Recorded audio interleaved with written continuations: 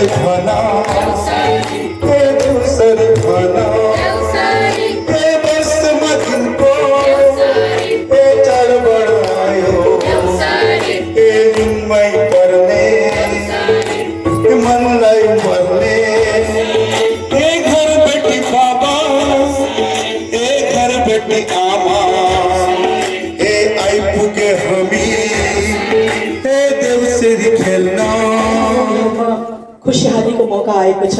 हाम्रो कपिल छोराको विवाहको प्रथम वर्षको दीपावलीमा हामी आफ्नो ठुलो दादा अनि हाम्रो दिदीजीको घरमा हामी आइरहेका छौँ।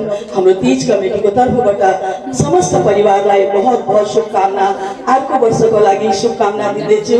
हाम्री नन्द श्रीमती लक्ष्मीज्यूलाई अर्को वर्ष उहाँको पनि बुहारी आउन्, घरमा सुख शान्ति समृद्धि सबैको खुशहाली आओस्, यही प्रार्थना सहित हामीहरू भैरनी देउसी टिमले तपाईहरुसँग बिदा माग्दैछु।